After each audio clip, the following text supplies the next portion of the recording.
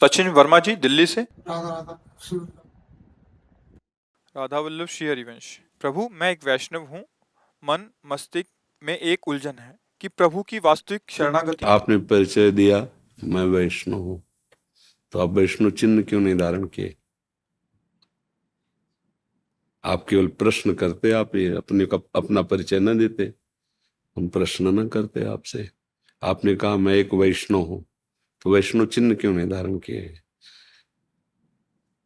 Officer के पास अगर कोई सरकारी आदमी जाता है, टोपी बिल्ला से जाता है। अगर आप ये परिचय नहीं देते कि मैं किसी से नहीं कहता, अगर आप साधारण प्रश्न करते, उसका उत्तर लेते। आपने पहले अपना परिचय दिया कि मैं एक वैष्णव हूं, अभी फंस गया। आपने वैष्णव चिन्ह ही नहीं धारण किए। क्या आपको गुरु ने वैष्णव चिन्ह नहीं दिए? अब आप प्रश्न कीजिए।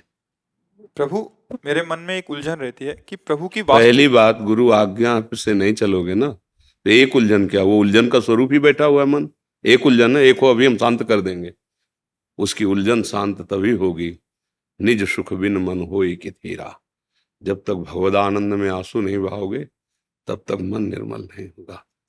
परमानंद की अनुभूति गुरु आज्ञा पे चल। आजकल भैया सब मनमानी आचरण कर रहे हैं। प्रश्न ब्रह्मानंद के करते हैं, प्रश्न सीधे वेद के पार ऊपर ऊपर वाले उपनिषदों के, वेदांत दर्शन के। वो आचरण मनुष्यता के भी नहीं रह गए। बुरा लगेगा, आचरण नहीं है तो फिर तो केवल वाणी के बोलने से कोई बात नहीं बनती। नाम जप कीजिए, गुरु आज्ञा पे रहिए, प्रभु के दासत्व से युक्त रहिए, अभी सुख मिल जाएगा। सुख छाती फट जाए अगर गुरु कृपा से संभले ना, हृदय गति रुक जाए, ऐसा भगवान सुख समुद्र है। अब 0 वाट में अगर 11,000 वाट बिजली छोड़ दी जाए तो दशा क्या होगी? दिखाई भी नहीं देगा, वैसे फ्यूज हो जाएगा। ये प्राकृतिक सुखों में ही मतवाला होने वाला हमारा हृदय परमानंद में फट जाए, इसकी ताकत नहीं। इसीलिए मंत्र, नाम, गुरु सेवा, गुरु कृपा, आचार्य कृपा और दुख सुख दोनों मिलते मिलते इतना मजबूत कर दिया जाता है हृदय, तब वो उस आनंद के सहने योग्य होता है। अरे नाम जप करो, अच्छे पवित्र आचरण करो, गुरु आज्ञा में रहो, फिर देखो कोई प्रश्न बचता है क्या? बताओ आप, कोई प्रश्न बचेगा क्या? भैया सीधी बात है, 2 प्रकार के कर्म सबसे जबरदस्ती होते रहते हैं। जबरदस्ती का मतलब माया के 3 गुण, सतोगुण, रजोगुण, तमोगुण, वो आपको बलात् प्रेरित करते रहेंगे। तीनों गुण अपना प्रभाव दिखाते रहेंगे, शुभ और अशुभ, पाप और पुण्य, 2 ही प्रकार के कर्म होते हैं। गुरु कृपा इन दोनों से निकालती है। भजन कोई शुभ कर्म के अंतर्गत नहीं आता। भजन त्रिगुणातीत है। प्रभु त्रिगुणातीत हैं तो नाम त्रिगुणातीत है, धाम त्रिगुणातीत है, भगवान की लीला रूप सब त्रिगुणातीत है। सच्चिदानंद रूपाय प्रभु का क्या ना, उनका नाम सच्चिदानंद, उनका रूप सच्चिदानंद, लीला सच्चिदानंद, धाम सच्चिदानंद। भाई जब तक ये 2 कर्म होते रहेंगे शुभ अशुभ, तब तक द्वंद्व होता रहेगा। सुख और दुख, हर्ष और शोक, अनुकूलता और प्रतिकूलता, निंदा और सम्मान, प्रशंसा होता ही रहेगा, रोक नहीं सकता कोई। इसका परिणाम है। बोलो इसी में तो हम सब है। आप देखो झांक के, चाहते हैं सदैव प्रशंसा होती रहे, सदैव मान मिलता रहे, सदैव सुखी रहे, सदैव सब अनुकूल रहे। कर्म कर रहे हैं सदैव प्रतिकूलता वाले, कर्म कर रहे हैं दुख वाले, सोच विचार है हमारी दुख वाली। कैसे मिल जाएगा? आप विचार करके देखो, कैसे कैसे आपको सुख मिल जाएगा? अगर बम्बूल बोओगे तो कलमी थोड़ी खा लोगे, कांटे उसमें दिखाई देंगे। भाई सच्ची बात, तुम कर्मभूमि में आए हुए हो, भारत कर्मभूमि है, मृत्यु लोक कर्मभूमि है। जैसे विचार करोगे वैसा ही संकल्प बनेगा, जैसा संकल्प बनेगा वैसी क्रिया होगी, और जैसी क्रिया होगी वैसा परिणाम। अवश्यमेव भोक्तव्यम कृतम कर्म शुभाशुभम। बस मन को अगर शांत करना है तो एकमात्र भगवान के भजन से शांत होगा। सब करके देख लो। आप लोग तो संसार में हो, विचार करके देखो, जिस बात के लिए हमारा हृदय कहता कि एक बार ऐसा कर लेता, वो लाखों बार लाखों लोग कर रहे हैं लेकिन अशांत है। इसका मतलब मेरी बुद्धि, मेरा मन मेरे को धोखा दे रहा है। तो अब बताओ, बिना भजन के मन आज तक किसका शांत हुआ है? सब भोग भोग लो। जो हम सोचते हैं कि अगर इतना इतना हो जाए तो मौज में हो जाए, उससे अधिक किसी के पास है, और वो मौज में नहीं है, वो भी चिंतित है, वो भी दुखी है, वो भी अशांत है। मतलब आप लोग तो शायद ऐसे लोगों से ना मिले हो, अब अपने तो बचपन से बाबा जी रहे, तो ऐसे ऐसे लोगों से मिले ना, 20-20 कारें उनके साथ चल रही हैं सब, और आके जब बैठे एकांत में सबको बाहर कर दिया, फिर जब रो के बोले ना, तब अंदर से हंसते थे कि हाँ, हमारे शास्त्रों में जो ऋषियों ने कहा है वो सही कहा है। गोस्वामी तुलसीदास जी सरल भाषा में कह रहे हैं, तब लगी कुशल न जीव कहूं, सपने हूं मन विश्राम, जब लगी भजत न राम कहूं, शोक धाम तज काम। उर्दू में नहीं कह रहे हैं, कोई विदेशी भाषा में नहीं बोल, सीधे हिंदी में बोल रहे हैं। तुम्हारे को तब लग न कुशल होगा, न मंगल होगा, न मन स्वप्न में भी शांत विश्राम होगा, जब लग तुम इस शोक धाम कामनाओं का त्याग करके भजन नहीं करोगे। भजन के बिना, हमारे यहाँ श्री हित ध्रुवदास जी बहुत बड़े प्रेमी रसिक महापुरुष हुए, उन्होंने कहा, जो चाहत है नित्य सुख अर मन को विश्राम, हित ध्रुव हित सो भजत रहु, पल पल श्यामा श्याम, श्यामा श्याम, श्यामा। अभी सुख मिल जाए। यदि नित्य सुख चाहते हो, मन का विश्राम चाहते हो, हर प्रश्न का उत्तर समाधान चाहते हो, नाम जप करो। जो नाम प्रिय हो, जो गुरु जी ने दिया हो, उस नाम बिना बारी मथे घृतोए बर सिकता ते बरु तेल, बिनु हरि भजन न बहुतरी, यह सिद्धांत पेल। चाहे जितने प्रश्न कर लो, चाहे जितने उत्तर दे लो, जब तक नाम जप नहीं करोगे तब तक बात नहीं। समझ में आ रहा है जी? निर्मल भारद्वाज जी। राधे राधे। महाराज जी चरण वंदना। महाराज जी, मैं सरहिंद फतेहगढ़ साहिब जी का रहने वाला हूँ। ये शहीदों की धरती है। महाराज जी, जब सारी सृष्टि और प्रकृति भगवान ने प्रकट की है, अपने स्वरूप में शिव जी और ब्रह्मा प्रकट किए हैं, राक्षस देवता समुद्र मंथन कराया, अमृत देवताओं को दिया, मदिरा राक्षसों को दी। जो जीव आत्मा है वो भगवान की चेतना और शक्ति से चलती है। फिर मन, बुद्धि और इंद्रियां जड़ शरीर की अधीन कैसे हो सकती हैं? और ये भी तो उन्हीं के डिपार्टमेंट है, अलग है क्या? प्रकृति के द्वारा ये तो है ना, अष्टधा प्रकृति में ये आते, महातत्व, अहंकार, ये मन, ये 5 ज्ञान इंद्रियां, ये सब प्रकृति का तो है। एकमात्र परांश भगवान का जो जीव है, जिसे माया में आसक्त होने के कारण जीव कहा गया, अन्यथा सब प्रकृति ही तो है। तुम जिसे जड़ प्रकृति में आसक्त करो वो भी तो प्रकृति के अंतर्गत ही है। अष्टधा प्रकृति में यही है ना, मन, बुद्धि, अहंकार और 5 ज्ञान इंद्रियां।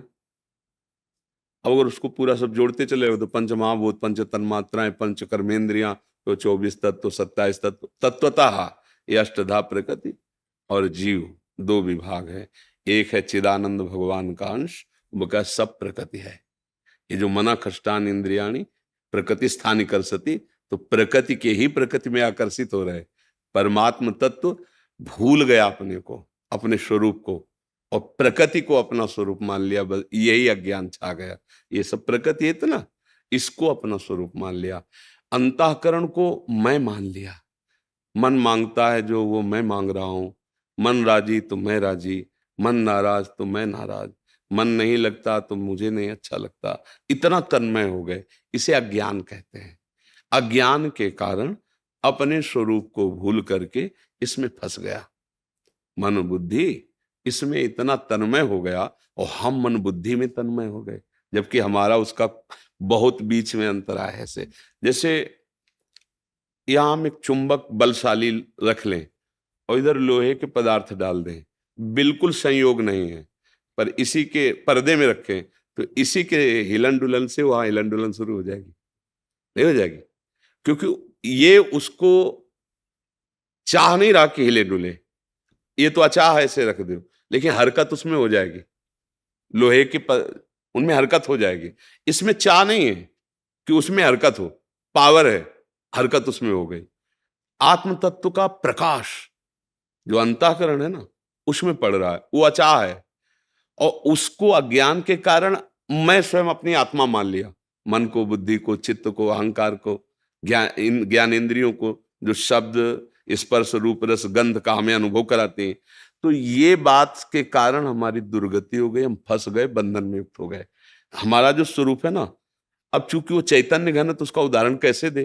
तो अकर्ता है वो, अचा है वो अविनाशी है। जो मैं हूं ना, वो अचा है, उसमें कोई चाह नहीं। अकर्ता है, उसमें कोई क्रिया नहीं। वो अविनाशी है, वो एक है, वो नित्य है, शाश्वत है। अब ये तो भूल गए। अब देखो, ये लगता है कि मेरा, अगर हम पूछें आपका परिचय, तो आप अपना जन्म स्थान बताओगे, इस शरीर का परिचय बताओगे। आप परिचय अपना भूल चुके ला। शीशा में देखते हैं तो हम ये थोड़ी देखते हैं कि ये शरीर हमारा एक कपड़ा है, हम तो अलग है ना। नहीं नहीं, हम ही, हमारी आंख, हमारी कान हो, और दिन में 100 बार शीशा देख के और अहंकार पुष्ट करते कि मैं यही हूं। यही भूल हो गई है। उसी आत्म तत्व के प्रकाश से सारी हलचल हो रही है। जैसे वो फिल्म में देखने जाए ना, तो पीछे से वो फोकस पर्दे पे पड़ता है, और पर्दे में कुछ नहीं, पर हाथी घोड़ा रेल लड़ाई झगड़ा मित्रता शत्रुता सब वो इसमें दिखाई दे रही है, कुछ नहीं। ऐसे ही माया के त्रिगुणात्मिका पर्दे पर उस परमात्म तत्व का, सबकर परम प्रकाशक जो है, उसका प्रकाश पड़ रहा है। उसी से सब खेल हो रहा है, हो कुछ नहीं रहा है। पर्दे में गोली चल रही क्या? मरा क्या कोई? 1-2 लाश मिली क्या पर्दे में? और हजारों मारे जा रहे हैं, खेल हो रहा है, पर्दे में हो रहा है ना। कुछ नहीं है, 0/0। ना कोई व्यक्ति है, ना कोई वस्तु, ना स्थान है, ना झगड़ा है, ना मित्रता है। उमा का हूं मैं अनुभव पुला, सत हरि भजल जगत सब सपना। समझ रहे ना? ये बिना भजन के अज्ञान ले जाएगा, इसीलिए घूम के बात वही आ गई। भजन जितना नाम जप करोगे तो मन बुद्धि पवित्र होंगे। तो अब जैसे जल पवित्र हो, तरंगायमान ना हो, निर्मल, तो हम अंदर क्या है देख लेंगे ना जल में। ऐसे ही हमारा जब हृदय पवित्र होगा, तो ये प्रकाश कौन दे रहा है, कहां से आ रहा है, वहां दृष्टि गई। जे वो सन्मुक्ता असली तभी मानी जाती, जे ही वो देखा कि अरे ये सब कुछ तो प्रभु से हो रहा है। तो अब जो मैं अंतःकरण का था ना, वो लय हो गया उसमें। अब मैं नहीं रह गया। भक्ति में है तो प्रभु ही प्रभु रह गए, और ज्ञान में है तो शुद्ध आत्म स्वरूप में स्थित हो गया। अब देह भाव का जो मैं था ना, वो खत्म हो गया। तो वो मोक्ष को प्राप्त हो गया और भगवान के धाम में लीला में सम्मिलित हो गया जाके। समझ में आ रही बात जी? नागेश कुमार जी हरिद्वार से। हरिओम। राधे राधे। गुरु महाराज, आपके चरणों में दंडवत प्रणाम। महाराज जी, सनातन हिंदू धर्म में विवाह के पश्चात पुरुष के पुण्य का आधा भाग स्त्री को मिलता है, जबकि स्त्री के पाप का आधा भाग पति को मिलता है। जैसे उसी में श्लोक में उद्याने च मद्यपाने राजद्वारे पिता गृहे बिना अज्ञान गंतव्यम वरयाचति वरांगना, ब्याह में जो वचन भराए जाते हैं। बात यहाँ है कि जब पाणी ग्रहण करते हैं तो दोनों मित्र होते हैं, भाव वहां होता है। अब शरीर 2 होंगे और उनके कर्म 1 होंगे। हम दोनों सलाह से जो भी कार्य करेंगे धर्म में करेंगे, और दोनों धर्म के प्रताप से भगवान को प्राप्त करेंगे। उसका भाव की वजह, कोई भी आप मनमानी आचरण नहीं करेंगे। बिना हमारी अनुमति के आप किसी घूमने जंगल, ऐसे पिता के भी गृह में या राज दरबार में, या जहां कोई मदिरा पिए बैठा हो मद्यशाला आदि के पास, बिना हमारे सानिध्य के आप नहीं जाएंगे। ऐसे हो, बिना आप हमारी अनुमति के धर्म नहीं करेंगे। जो धर्म का कार्य करेंगे उसमें आप हमसे सलाह लेंगे। ये उसमें इस तरह की बातें कही गई है। उसका तात्पर्य कि हम 2 शरीर देखने में रहेंगे, लेकिन हमारी रुचि, हमारा भाव एक ही रहेगा। अब अगर आप इस संकल्प से अलग हैं तो फिर आप पति पत्नी हैं ही नहीं, केवल नाटक हो रहा है। अगर आप वास्तविक पति पत्नी हैं तो जो आप दोनों की सलाह से सत्कर्म या जो भी त्रुटि होगी, तो दोनों है ना, देखने जैसे 2 हाथ हैं, ये कुछ करे ये कुछ करे तो आपको फल अलग अलग थोड़ी मिलेगा कि भाई उसने तो बाएं नहीं किया है तो दाएं नहीं किया। भोक्ता तो हम ही बनेंगे ना, हाथ हमारे दोनों। ऐसे पति पत्नी को, अर्धांगिनी पत्नी को कहा गया है कि आप दाहिनांग बामांग के समान है, दोनों मिलकर के। जैसे गाड़ी के 2 पहिए चलते हैं तो लक्ष्य एक ही तो होता है, ये थोड़ी कि बायां कहीं और ले जाएगा दायां और कहीं ले जाएगा। हाँ, अगर वो अलग अलग खुल के निकल जाते हैं तो गाड़ी ही नहीं है, नहीं वो तो टूट गई ना, गिर गई ना। तो दाम्पत्य जीवन क्या कि पत्नी अपनी मनमानी करे, पति अपने अपनी मनमानी करे, दोनों शास्त्र सम्मत चलें, तो वास्तविक कहते हैं ये जगत भी सुखमय उसके लिए हो जाएगा। दोनों धर्म से चले, प्यार से चले, और ये पत्नी पातिव्रत धर्म धारण करे और पति पत्नी में केवल अपना भाव, जो संसारिक भाव मान लो काम भाव है, वो केवल अपनी पत्नी में, और सीमित होकर के दोनों धर्म से चले, भगवत प्राप्ति के मार्ग में अग्रसर हो जाएंगे।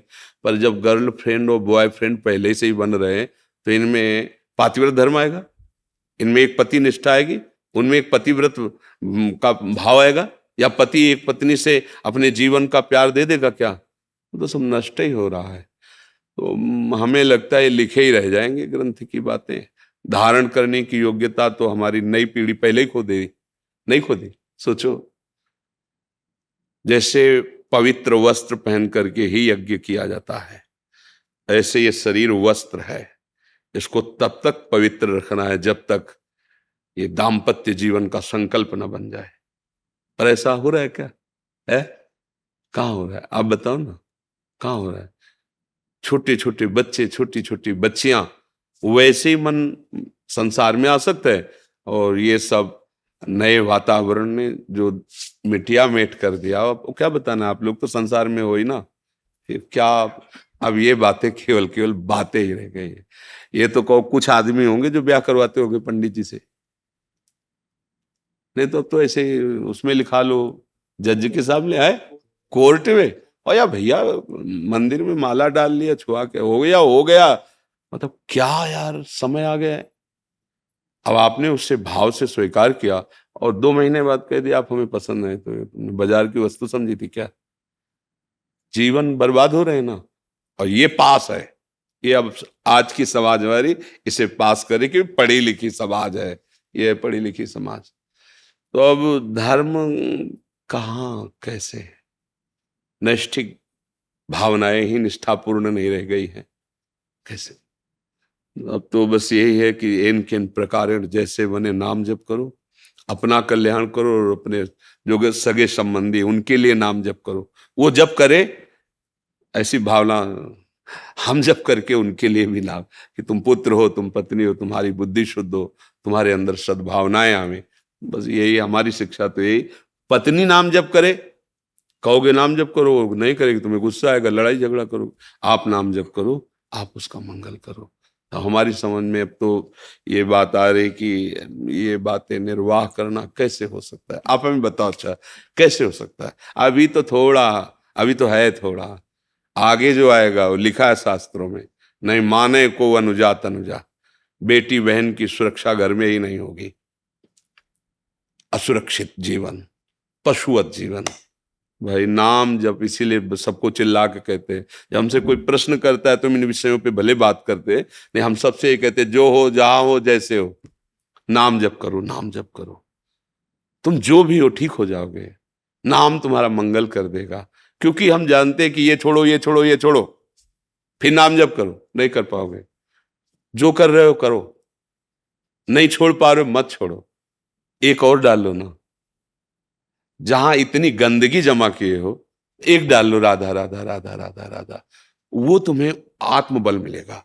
तब तुम अपने आप सब छोड़ दोगे, ग्लानि होगी। आप एक नवयुवक कभी कल या परसों था, वो रो के कह रहे थे, बड़े अच्छे पोशाक में थे, रो के कह रहे थे कि मुझे अब रोज ग्लानि होती कि मैंने ऐसे ऐसे काम किए, मैंने ऐसा ऐसा खान पान किया, महाराज जी कैसे क्षमा होगा, मेरा हृदय जल रहा है। हम कहा यही क्षमा हो रहा है, देखो ना नाम ने कैसा किया, कि जो पूर्वकृत कर्म है उनके प्लस जो प्रति जो पश्चाताप, ग्लानि, यही सबसे बड़ा उत्तम उन्नति का मार्ग है।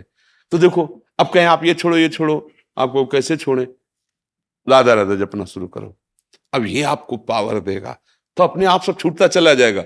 फिर उसका जो परिणाम है वो भस्म हो जाएगा आपकी जलन से। यार कितना मैं नीच हूं, कैसा अधम हूं, ऐसा क्यों किया, ऐसा, हे भगवान क्षमा कर दो, कभी नहीं करेंगे। हो गया क्षमा। जो हृदय जलन होता है ना, वो शांत हो जाता है।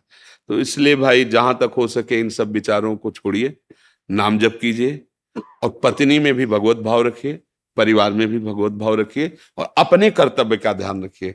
कि मेरा पत्नी के प्रति क्या कर्तव्य है, मेरा धर्म क्या है, उसका धर्म क्या है, उसके विषय में ये समय के अनुसार अगर तुम शिक्षण देने चलोगे तो तुम अपने धर्म को खो दोगे, फिर तुम्हें क्रोध आ जाएगा, फिर तुम उससे जलन पैदा करने वाला व्यवहार करने लगोगे, और हो सकता है क्रोध में हिंसा आदि दोष बड़े बड़े हो जाते हैं। इसलिए हमारी प्रार्थना है, हम अपने कर्तव्य, हमारी पत्नी आई है हमारे पास, मेरा उसके प्रति क्या कर्तव्य, बस आप कभी दुखी नहीं हो सकते। वो जो करे, मालिक है ना, ईश्वर है ना, उसका मन ही उसको दंड देने लगेगा। शांत भाव से अगर वास्तविक सुख लेना है तो सिर्फ अपने कर्तव्य पर ध्यान देना है। ये पुत्र है, मेरा कर्तव्य इसके लिए क्या है, ये पिता है, मेरा कर्तव्य इसके लिए, उनका मेरे प्रति क्या व्यवहार है नहीं देखना। ये देखोगे तो कर्तव्य निर्वाह कर ही नहीं सकते, मेरी बात मान लेना। अगर मरीज का व्यवहार क्या है डॉक्टर के प्रति ये देखे ना, तो कभी वो डॉक्टर ही नहीं कर पाएगा। वो अपने कर्तव्य को देखता है, तो रो चिल्ला लात मार हाथ मार बांध इसके हाथ पैर और ऑपरेशन करता है, इंजेक्शन लगा देता है। बस अपने को ये समझना है जैसे पागल खाने में हो ना, और डॉक्टरी करनी हो तो कहीं से भी थप्पड़ पड़ सकता है, कहीं से भी गाली मिल सकती है, पर वो पागल है, उन्हें में सुधारना है। ऐसे चलना होगा भैया, कलयुग है। अब का जो स्वभाव स्वरूप आएगा वो तुम्हारे अनुकूल नहीं आएगा, तुमको देखना है अपने कर्तव्य को। अगर ऐसे चलोगे तो ठीक हो जाएगा। क्यों, इसमें कोई तर्क है? ईशा जी पूना से। श्री हरिवंश महाराज जी, आपके चरणों में कोटि कोटि प्रणाम। महाराज जी, आपकी अहेतु कृपा से ही हमें आपसे मिलने का अवसर प्राप्त हुआ है। हमें आपका सानिध्य खोने से बहुत डर लगता है, प्राण व्याकुल हो जाते हैं जब एक दिन भी बिना आपके वचनों को सुना से गुजरता है। हमारे लिए आप ही प्रियतम है। क्या एक शिष्य अपने गुरु की थोड़ी प्रतिकूलता नहीं बांट सकता? मतलब उनके शरीर पे जो ऐसे कष्ट आ रहे हैं, उसे अभी गुरु को जाना ही नहीं, इसलिए ऐसा है। अगर गुरु को जान जाओगी तो गुरु अनुकूलता और प्रतिकूलता दोनों से परे है।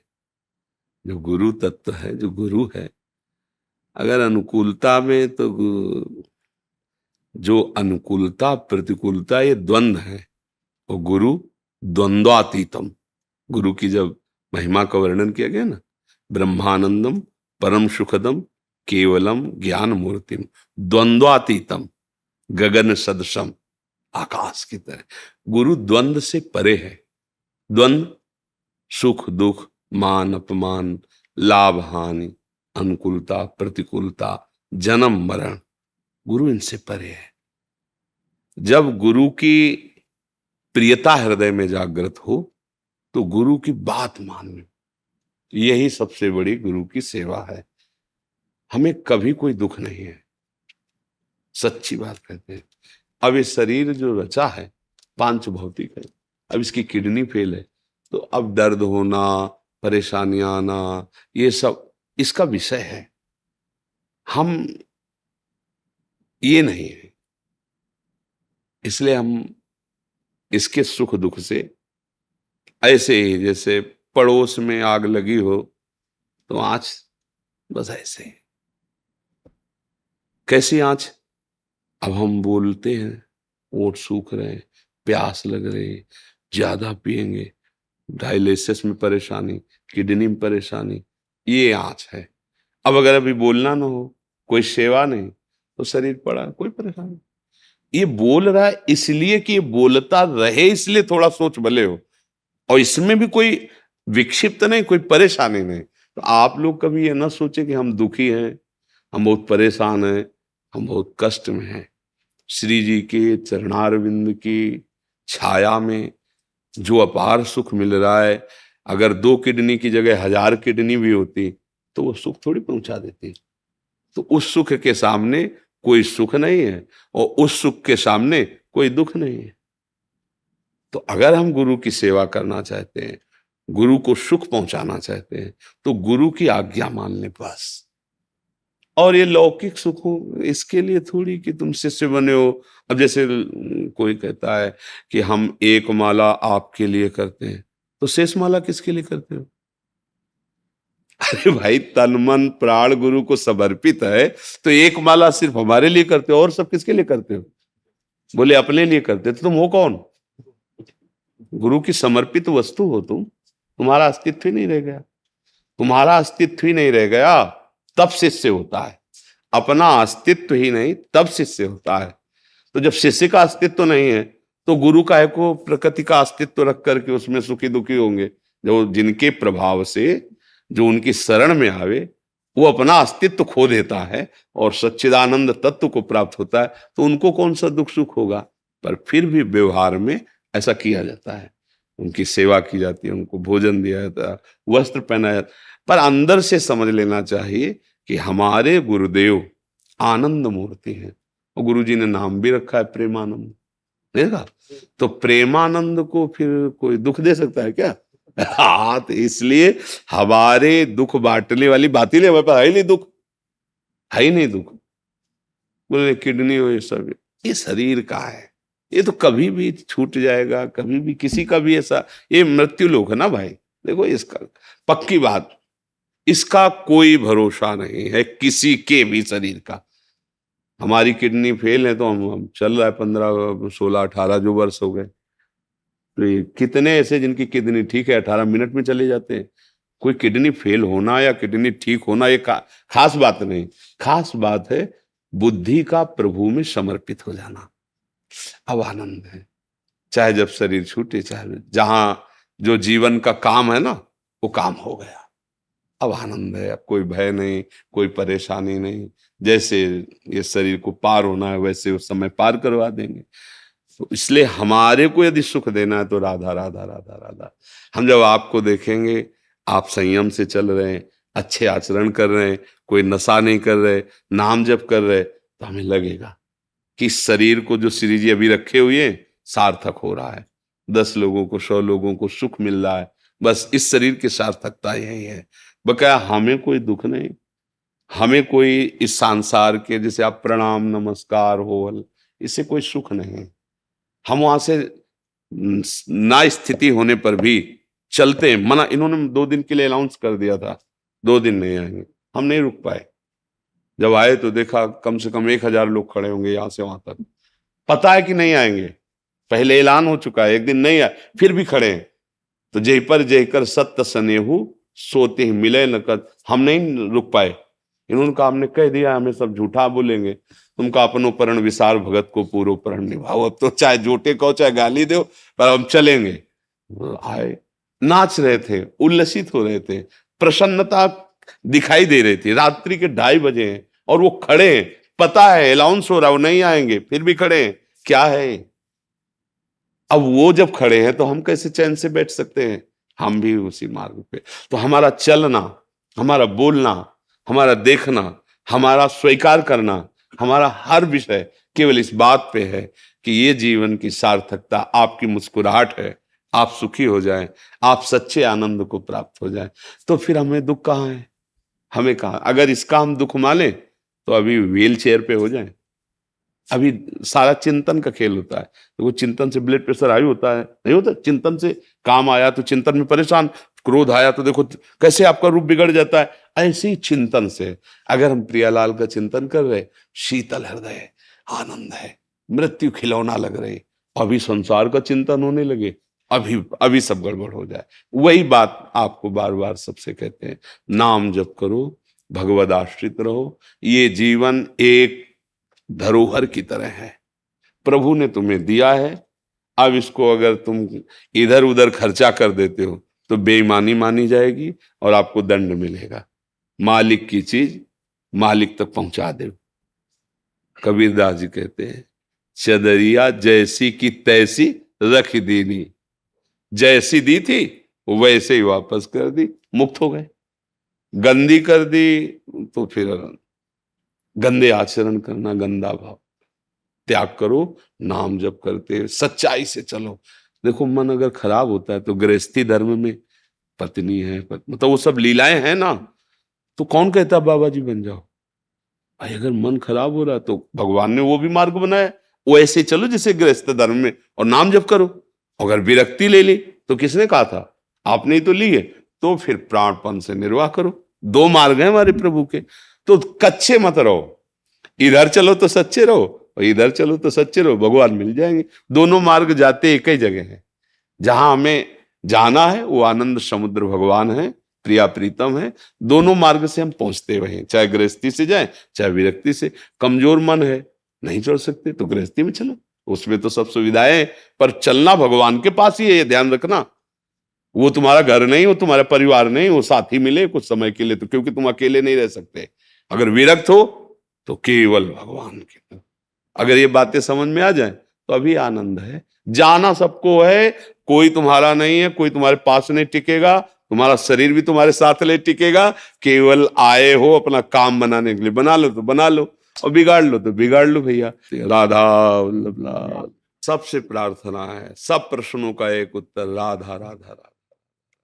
जैसे बने वैसे नाम जप करते रहो, जो तुम छोड़ पाओ छोड़ दो, ना छोड़ पाओ पकड़ लो, राधा राधा राधा राधा। देखे तो छोड़ना बड़ा कठिन है भैया, छोड़ पाओ तो छोड़ दो, ना छोड़ पाओ तो ये पकड़ तो ले ना, पकड़ना तो सहज है ना, राधा राधा राधा। ये सब जो छोड़ना चाहिए वो छुड़ा देगा, जहां पहुंचाना चाहिए वहां पहुंचा देगा। बस राधा राधा राधा जीवन का सार। बस मान लो हमारी बात, कुछ लेना न देना मगन रहना। आपको आनंद प्रदान करने के लिए कह रहे हैं कि मान लो हमारी बात, है ना। हमारी प्रार्थना है कि अगर आप जीवन में उन्नति चाहते हो, सुख चाहते हो, आनंद चाहते हो, तो दुख सुख की परिस्थितियों को सहते हुए बस राधा राधा राधा राधा। क्योंकि ये पीछे का हिसाब है, ये अभी का नहीं है, उसको अभी से मत जोड़िए। अब जो राधा राधा कह रहे नई फसल है, इसको काटने के लिए समय चाहिए, तो अभी जो पिछली फसल उसको चुपचाप भोग लो, वो तुम्हारी की हुई है, और राधा राधा राधा राधा निकल चलो। अपने लोग क्या होते हैं, वर्तमान की स्थिति को अभी के भजन से जोड़ते हैं कि 10 दिन हुए हम वृंदावन गए, भजन शुरू किया, लेकिन देखो ये दुख आ गया, क्या लाभ मिला। भैया ये पुरानी पुरानी फसल है, उसको चुपचाप भोग लो, भोगना पड़ेगा। अब ये तुम्हारी नई फसल है जो प्रकाशित करेगी, आनंद प्रदान करेगी। जय श्री राधे महाराज जी। महाराज जी, मुझे मेरी पत्नी के प्रति बिल्कुल भी आकर्षण नहीं आ रहा, दूसरी स्त्रियों के प्रति मन आकर्षित होता है। नहीं मन होना को चाहिए। समझाना, नहीं, किसका समझाते प्रश्न है? समझाते थक गया। हाँ नहीं, बिल्कुल नहीं होना चाहिए बच्चा। खास बात समझो तुम, देखो अब खास बात ये है कि ये चमड़ी का खेल है। यहाँ मलाशय मूत्राशय, कुछ खास बात कहीं सोने के नहीं लगे अंग, कहीं हीरा जवाहरात के अंग नहीं बने, सब मांस के बने और सब मलमूत्र के द्वार हैं। केवल वो बुद्धि मलिन हो चुकी है, इसलिए आकर्षण है। तो उस आकर्षण को मिटाने के लिए हमारे शास्त्र ने पाणि ग्रहण संस्कार ब्याह का कि आप सीमित होकर करोगे तो एक दिन आपको अपने आप वैराग्य हो जाएगा।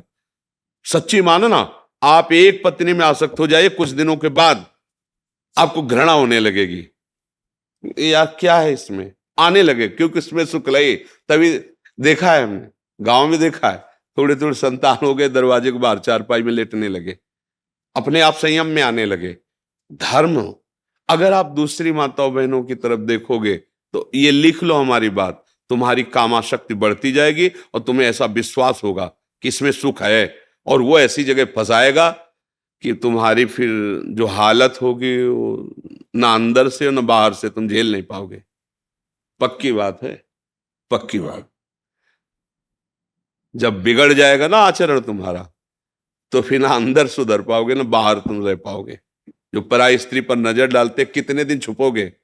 एक दिन जब चौड़े पे आओगे तो कोई ना कोई है ना उस स्त्री का, भाई होगा, पिता होगा, पति होगा, कोई ना कोई तो है संरक्षा में, और कोई नहीं है तो काल है।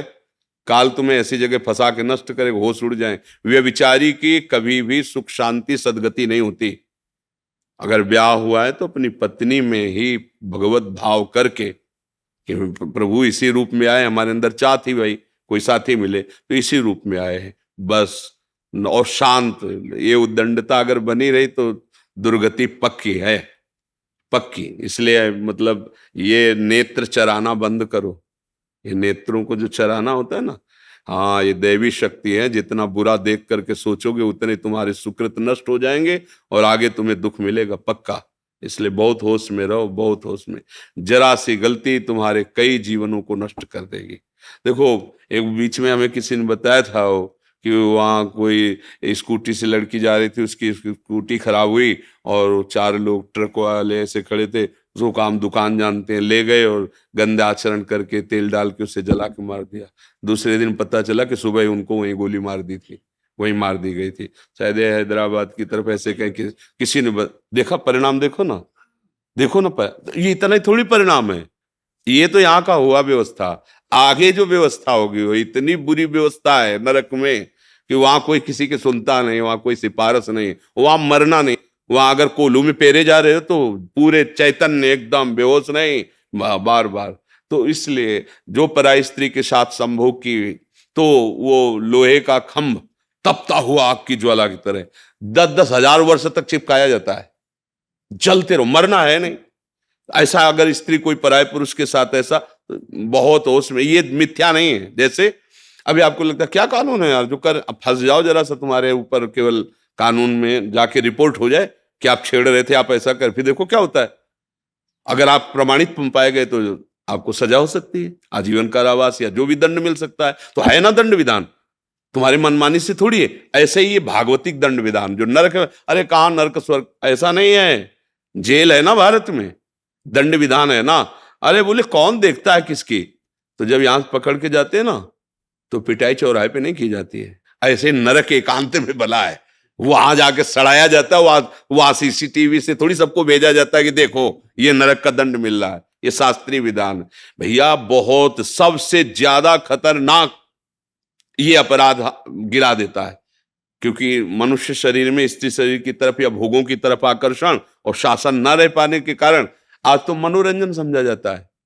शास्त्रीय मर्यादाएं, धर्म, इनकी तरफ तो वृत्ति नहीं जा रही, इसको तो मनोरंजन कि यार कुछ नहीं इसमें नहीं, आज तुम्हारा इधर कल उधर, ऐसा नहीं, फिर दुर्गति भी भोगनी पड़ती है। ये भारत देश है, परम पवित्र देश है, ये धर्म के अनुसार चलने वाला देश है। यहाँ जन्म होना, यहाँ बहुत महिमा, जहाँ पावन गंगा जी, यमुना जी, प्रभु श्री कृष्ण, प्रभु श्री राम, महादेव जी, यहाँ देखो ना कितने भागवती का अवतार, कितनी महिमा। और ऐसे देश में पैदा होके विदेशी आचरणों का अनुकरण करे, बहुत सावधान, बहुत सावधान, ये गलती होने ही ना पावे।